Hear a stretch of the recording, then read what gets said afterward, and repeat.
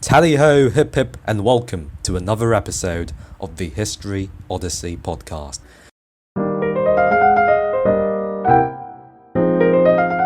It has been quite a while since you've heard from your good old host, Steve, hasn't it?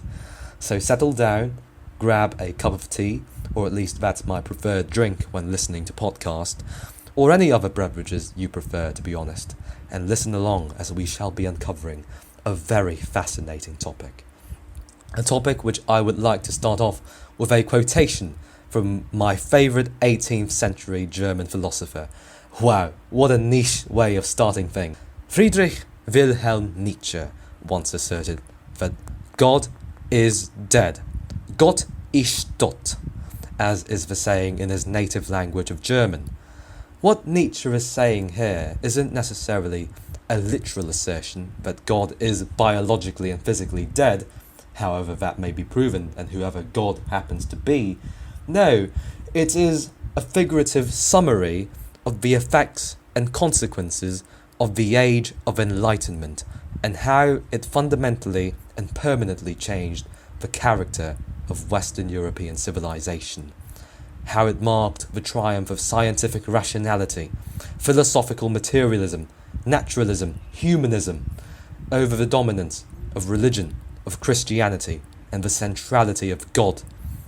For indeed, after the fall of the Roman Empire, which during its later periods were officially Christian, Western Europe has remained consistently and fundamentally Christian in character in most of the Middle Ages. Indeed, national identities of being French or English was second to being Christian, to being a son of our Heavenly Father. Indeed, religion played a crucial role in Middle Ages European politics. The Roman Catholic Church held an unrivaled amount of power back in the Middle Ages in Europe. But the dominance of religion in politics and society isn't merely and uniquely a European or Christian phenomenon. For if we look to the east, in Japan, we can see that the Japanese emperor is a divine being descended from the goddess Amaterasu. In neighbouring China, Confucianism and Buddhism dominated the political and societal ethos of that nation. In the Philippines, the Malaya and Indonesian archipelago, Islam and Hinduism dominated religious and social life, as well as commercial life in those islands, as evidenced by the Hindu empire of Majapahit and the later Islamic empires of Aceh, Malacca and Johor. In India, we see Hinduism and Islam share a continent, though most often not peacefully, with the Hindu Rajas of the south, the Tamil kings, and the Muslim sultanates of Delhi, of Ghur, of Ghazni, and later the Muslim empire of the Mughals. And of course, Islam originated from Arabia, where it proliferated throughout the rest of the world, in North Africa, in Europe, and in Asia. And of course, we have animist beliefs in the inland areas of Africa, of the Indonesian archipelago, and of the Americas.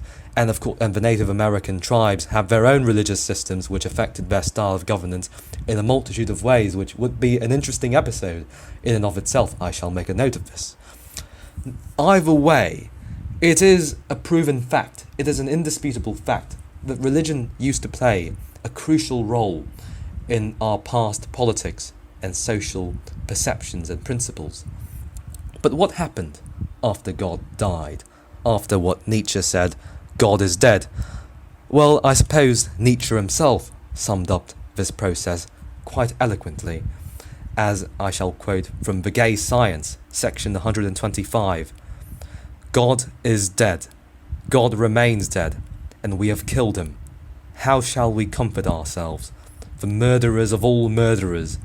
What was holiest and mightiest of all that the world has yet owned has bled to death under our knives.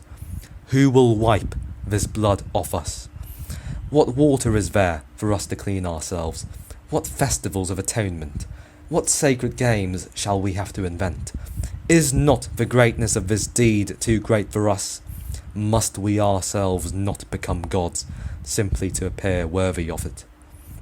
Indeed, what did Western Europe, what did Eastern Europe, or Asia, or Africa, or the Americas came up with after their gods respectively died, after the Age of Enlightenment and the proliferation of Enlightenment values of humanism, philosophical materialism? Well, they replaced it with a concept we shall be uncovering today: secularism. Specifically, how it still affects the world in the 21st century, as outlined by Yuval Noah Harari in the chapter dedicated to secularism in his book 21 Lessons for the 21st First of all, century. What is secularism? What is this concept that managed to replace and supplant the powerful and overwhelming centrality of God, the domineering presence of a higher power of religion in our political and social life before the Age of Enlightenment? Well, secularism, quite simply, as defined by the Cambridge Dictionary, is the belief that religion should not be involved with the ordinary social and political activities of a country. To put it in more simple terms, secularism entails a non-interference of religion into politics and society. It does not entail a rejection nor suppression of religion, merely a separation of religion from the state and from society. Now, if you've heard of secularism before, it is most likely that you've heard this word alongside other words such as atheism, agnosticism, etc. So first I would like to actually make a differentiation between these concepts, because they're often used in the same sentence, and inappropriately no less, because they have certain similarities, but fundamentally they are completely opposite. So with regards to secularism, secularism was first used in its modern sense by the agnostic writer George Holyoake. I will explain what agnostic means shortly later. George Holyoake used secularism as a sort of more moderate form of atheism. Atheism entails a complete and utter rejection of religion, of gods, of higher powers, whilst secularism takes a softer stance on this issue. They don't profess a belief in the inviolability of God or religion, but they don't suppress it either. They don't reject it. They merely think that religion should stay separate from the workings of society and politics. So it is, in a sense, a more moderate version of atheism, but also it is completely different from atheism. Atheism is a complete rejection of God. You don't believe in God. Let me give you a few examples. An atheist believer would say that not only do I personally not believe in God, but I don't think that God exists. I don't think religion is a good thing at all. I think it should be suppressed. I think it should not exist. Whilst a secularist, and I'm using this word in a very liberal sense here, because you don't usually see people expressing their personal beliefs as secular, well, a secularist would say, all right, personally, I don't believe in God, but I do acknowledge that there are religions and there are people around the world who believe in God, their respective gods. All I ask is that they don't get their beliefs into the government of my country, and they don't impose it into my society. So that's secularism. But secularism is a merely political and societal term to describe a principle. How would you describe yourself as a personally secular person? Well, you would use agnostic. Agnosticism is basically synonymous with secularism. They only differ in the context in which they are used. Secularism is a political and societal principle, whilst agnosticism, whilst sharing the same beliefs as secularism, is a personal word. You may use it to describe yourself. Personally, I am a bit of an agnostic myself, so perhaps I might be a bit biased in this topic, but I hope I will eliminate most of my bias during my research on this topic.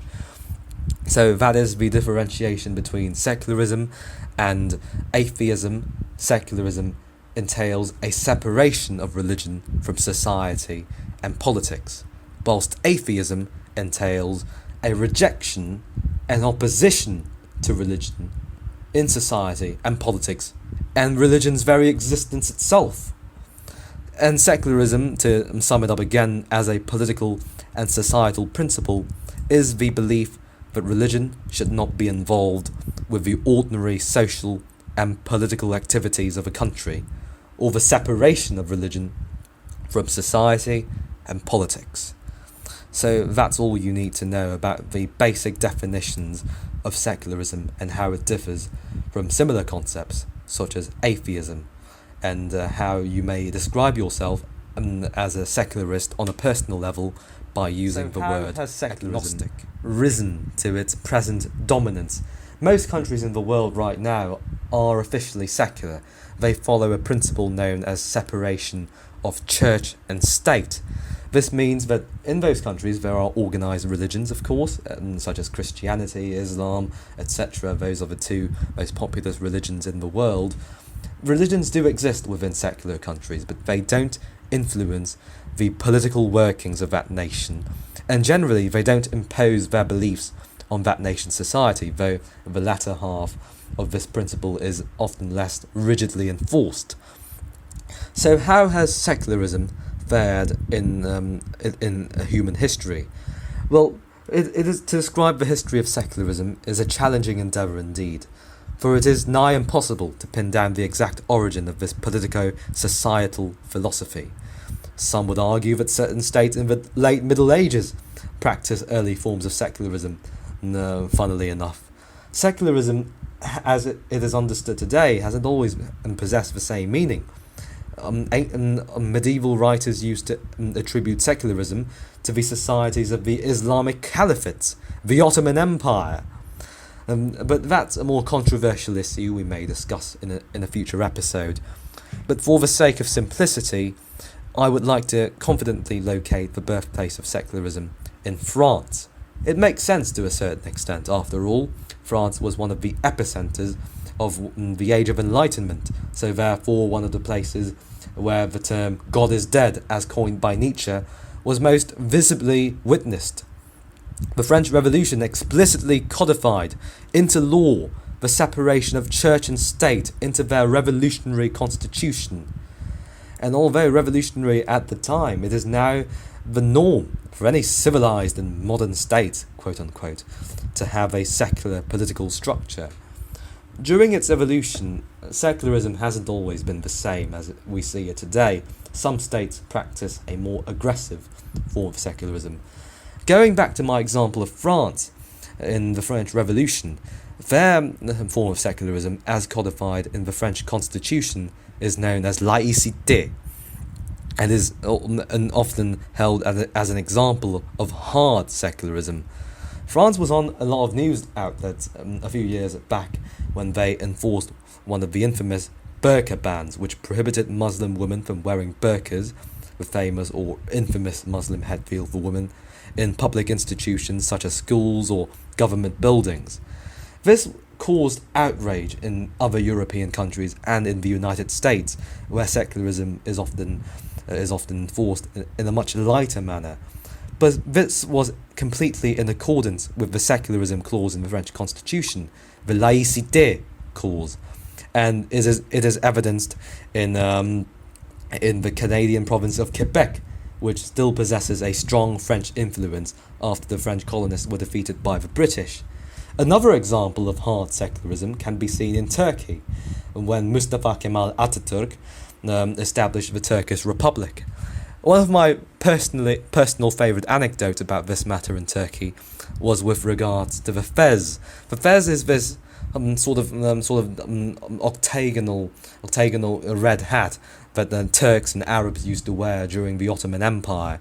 But during Atatürk's Turkish Republican era, it was banned, and it might seem strange for someone to ban a headwear, but this ban was seriously enforced. There were anecdotes of executions of people who refused to give up their fezzes. They were literally shot or guillotined in certain cases. So yes, the Turks and Atatürk was certainly serious about his secularization efforts. But in most other countries, secularism is often enforced in a much lighter, much more conciliatory and accepting manner. In the United States, despite secularism, although the legal case of secularism remains ambiguous in the United States Constitution, it is generally accepted that the United States government follows the principle of separation of church and state.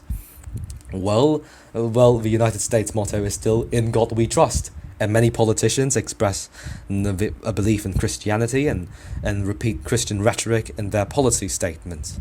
So that's a good example of light secularism. Or in the United Kingdom, the government and society is officially secular. The separation of church and state is the de facto status quo in the UK. But the Queen, the head of state, is also the head of the Church of England. And the House of Lords, the upper chamber in the United Kingdom, has a lot of members known as Lords Temporal, who are members of the Church of England and other Christian sects in the United Kingdom. So that's generally the history of secularism.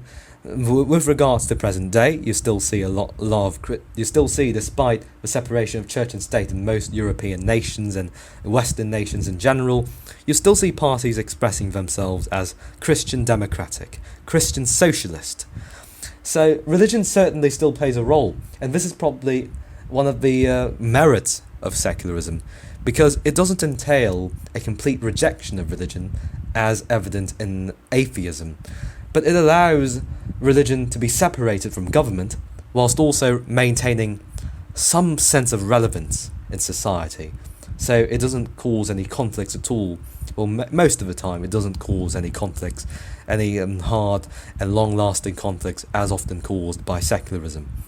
So that was a brief history of secularism and its development with regards to enforcement back to to Harari's take on this subject in the chapter dedicated to secularism in his book 21 Lessons for the 21st Century.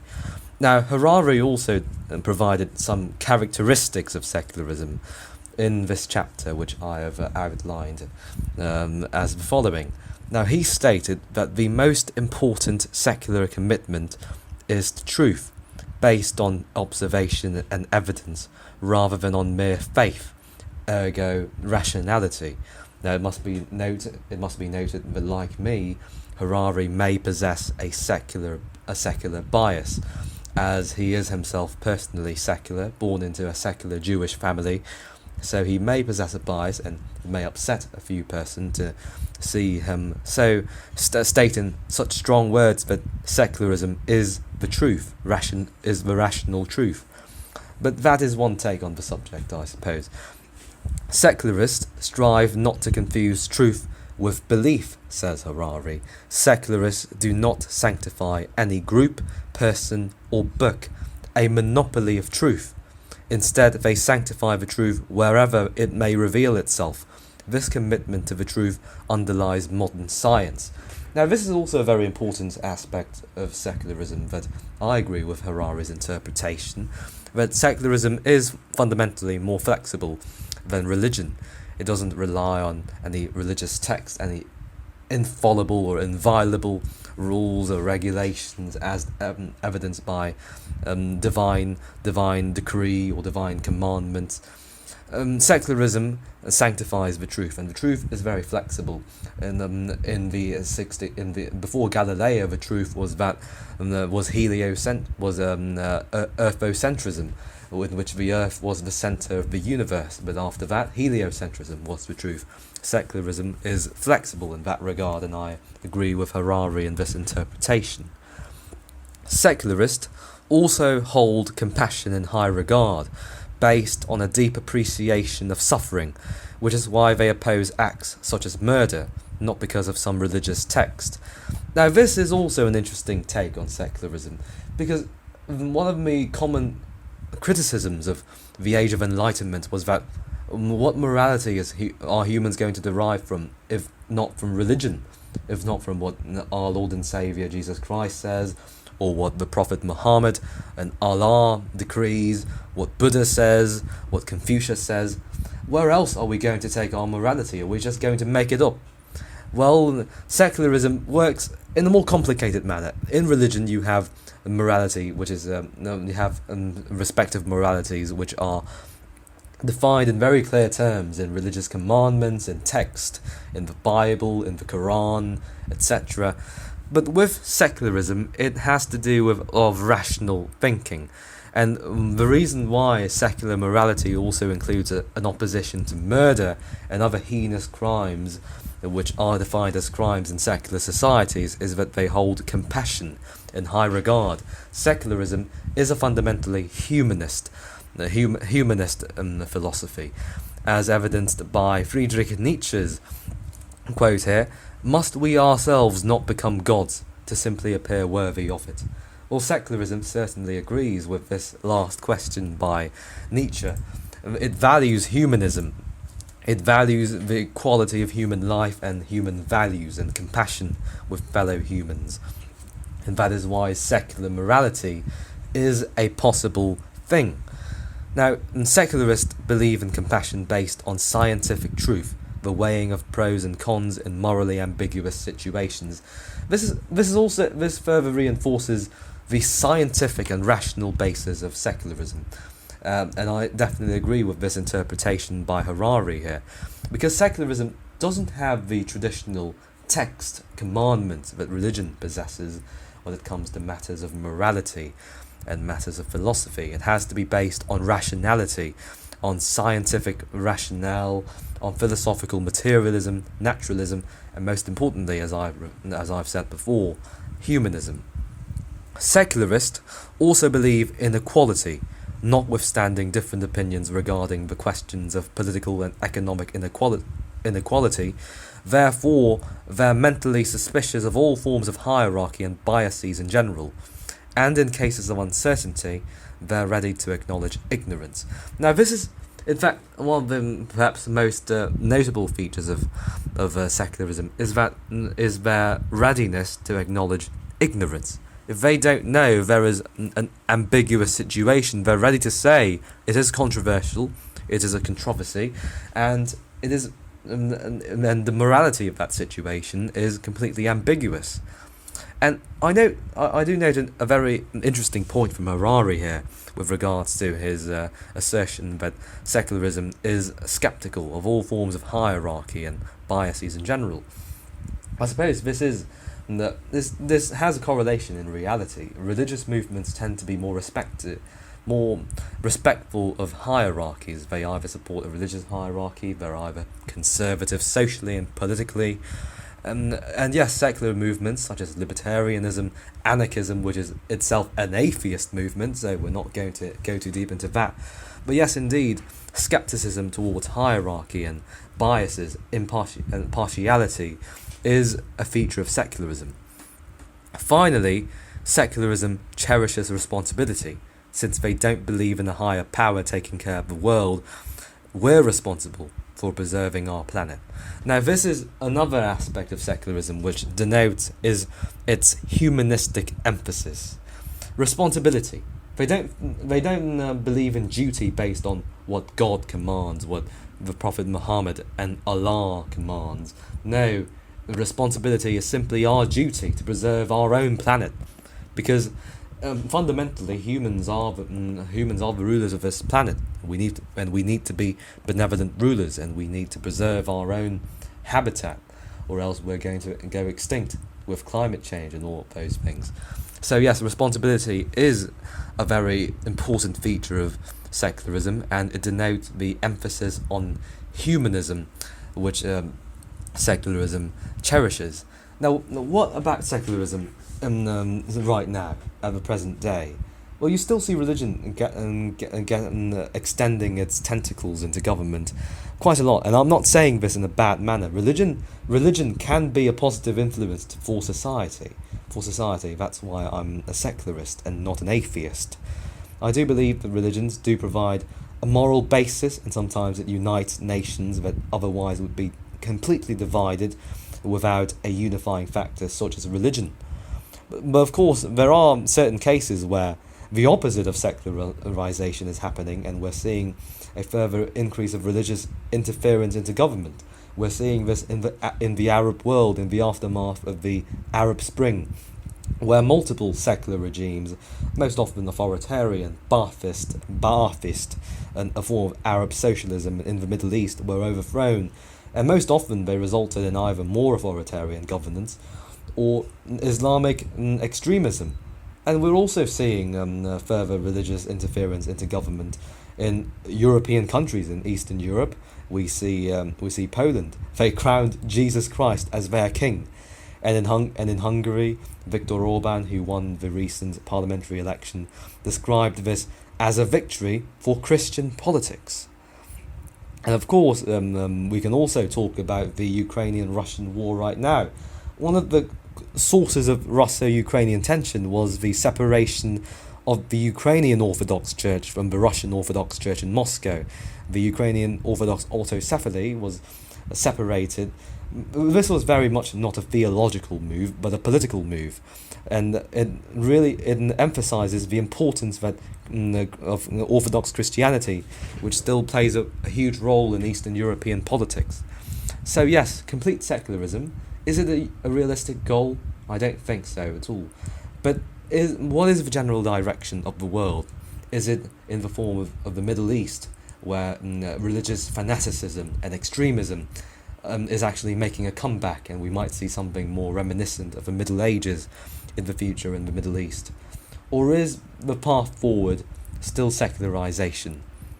Well, looking at most of the world right now, I think we can safely assume that what is happening in the Middle East is an isolated incident, and it won't probably be a long-term incident either, because such regimes such as ISIS, the Taliban in Afghanistan, or the current Wahhabist regime in Saudi Arabia, they're not sustainable, and they will not survive closer scrutiny in the future.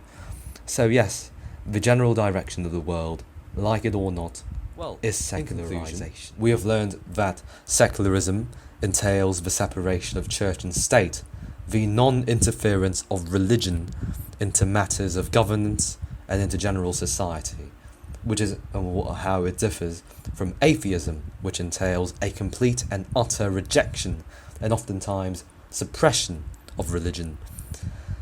We have learned about the tumultuous history of secularism, from its rough, tough, and often ruthless enforcement in revolutionary France and Republican Turkey. We've also learned of its lax enforcement in the United States, where there isn't even an official constitutional amendment, a clear constitutional amendment on the separation of church and state.